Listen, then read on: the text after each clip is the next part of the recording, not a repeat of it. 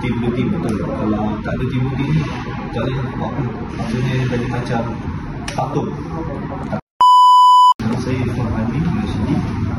Posisi saya sebagai Asia Manager, tapi wakil dekat.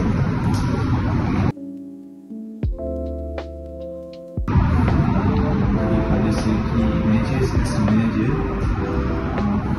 kukuhkan tu kena ada semangat dalam pekerjaan.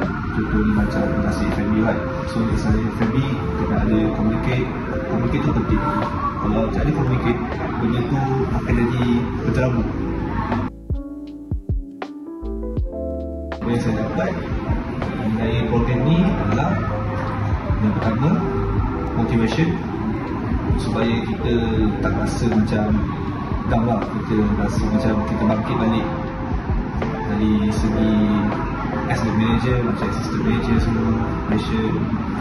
Lepas tu kompetensi sebagai manager. Itu je. Yang paling best aku ni sekali ada main terbang.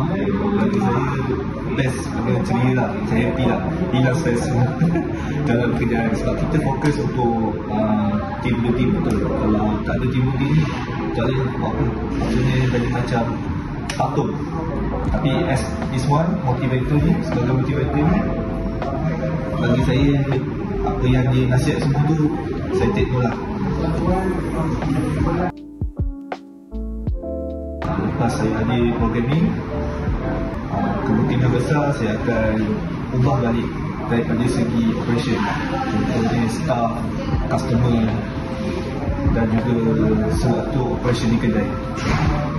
Contohnya macam briefing dan meeting dengan staff, supaya bagi staff rasa selesa dengan pekerjaan ni sendiri. Session ni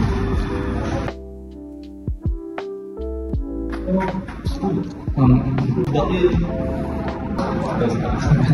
tapi rasa macam gembira lah dan dapat bersama-sama lagi dalam berkumpul rasanya kan. Jadi nampak kawan-kawan masuk share pengalaman baik atau buruk, itu je lah. Dan daripada segi tu, motivation tu, motivasi yang dibagi tu, kita rasa macam kita boleh bangkit balik macam tu.